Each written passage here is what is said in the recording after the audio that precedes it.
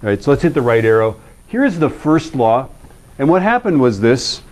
Kepler wanted the data. Basically, Kepler came up to Brahe and said, listen, old man, I'm the mathematical whiz here. If you give me all your data, I will become famous. There will be Kepler's laws.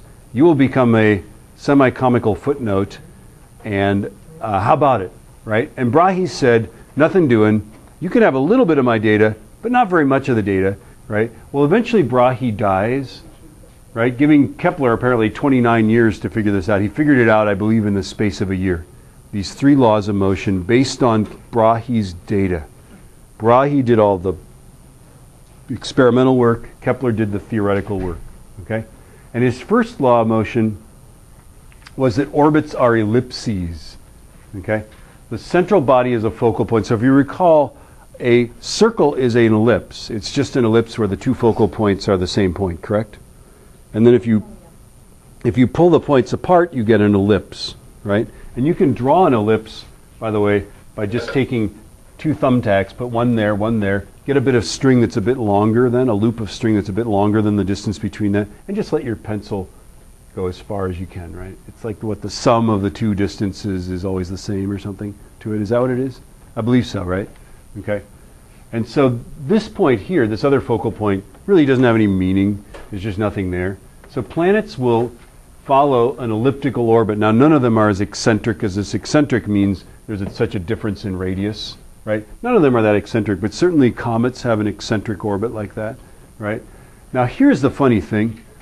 Copernicus, what is the Copernican model of planets? Copernican model is what? Do you remember this?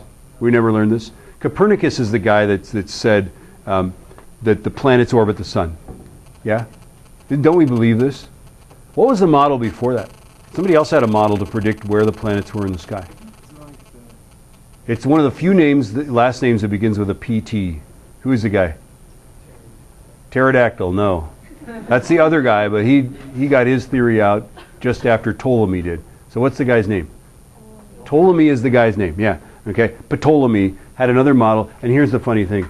Ptolemy's model was vastly complicated. It had gears and eccentricities, but it predicted the motion of the planets better than Copernicus's, even though Copernicus is what was going on. Because Copernicus used circular orbits, why not? Right? If you make them elliptical, though, Copernicus's model is obviously what's happening, and it works better than Ptolemy's model because it's not what happens. Okay? So this breakthrough made Copernicus's model work better than Ptolemy's. So this is amazing, right? How do you figure it out? Well, he's smart. I have no idea how he figured this out, right? The second thing, and this is a weird way to say it, objects sweep equal areas in equal time.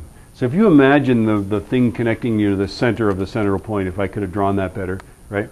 If you imagine that it had a bit of paint on it, it would sweep out. Let's think pizza, right? This is as much pizza as that. Does that work?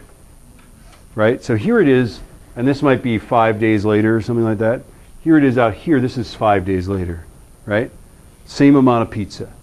Funny shaped pizza pie though, right? Now, what does that mean about the speed of the satellite? It's slower out here and faster there. Does that make sense? Slower out here, faster there. There's 2 ways to get at that. One way to get at it is that, like, if you're swinging on one of those gates at Ibach and you pull yourself close to the center, what happens to the rate at which you speed? You go faster, and if you let yourself go far away, you go slower, right? So planets obey that same thing. That's what's going on. You can also think about energy. Out here you've got potential energy. Here you don't have as much. So what kind of energy do you have? Kinetic. Potential energy, more kinetic energy, right? Than potential. Okay? So that's the second law, is that objects sweep equal area in equal time. And then the third one is crazy. If you take 2 planets, and how many planets were there then? Well, there was definitely Mercury, Venus, Earth, Mars, Jupiter, and Saturn. I don't think there was Uranus and Neptune. I don't think they could see those. I think those are pretty tricky, right? But definitely there were those. And then Neptune, forget about it, right? Okay. So of those planets, of the data that they had, if you take, this is the radius of orbit, and that's the period of orbit. if you take the radius and raise it to the third power and divide by the period squared, you get the same number always. So ours equals Earth's equals Mars's equals Venus's equals Mercury's equals Jupiter's equals Saturn's radius cubed over period squared. Yeah? As long as they orbit the same star, this will always be the same, right? Now, which one of these guys will we use to derive that? We can derive it. By the way, Newton, when he came up with his theory of gravitation, this is one of the first things he did was see whether it agreed with Kepler's laws, right? So which one do we want to use? Which one has period in it? This one does, right? So let's take this and just mess with it. Let's mess with it, okay? And I want to get radius on the top, period on the bottom. What am I going to do? Well, let's cross multiply 4 pi squared r to the third, right? That's kind of hopeful. We got an r to the third there, right? Is g mc t squared. Well, don't we want t squared on the bottom? So let's divide both sides by t squared. That works, doesn't it? And then don't I want this stuff not to be there? Yeah, right? There we go. Don't you love it when people do math with like whiteboard markers and just erase stuff and you're like, I can't do that. You're trying to take notes. I'm like going, isn't that cool? What's on the right side? Is g always the same? Yeah, we think so in the entire universe. 4 and pi squared are always the same. And in the case of our planets, what is the central body? The sun. Now, does Venus orbit the sun? Yeah. Does Mercury orbit the sun? Does the Earth orbit the sun? Does Mars, does Jupiter, does Saturn? They all orbit the sun. So aren't they going to always have the same right side of the equation? Yeah. And if this, you know what I'm saying? This is why this law works. Now, Kepler did not derive it that way.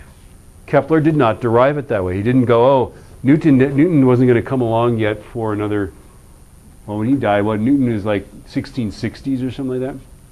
So Newton had to base his work on this. This is just original data. He had the data that Brahe developed. He just tested it, and he tried different combinations. That's what worked. Isn't that amazing? That's amazing. Are you amazed by that? I'm amazed.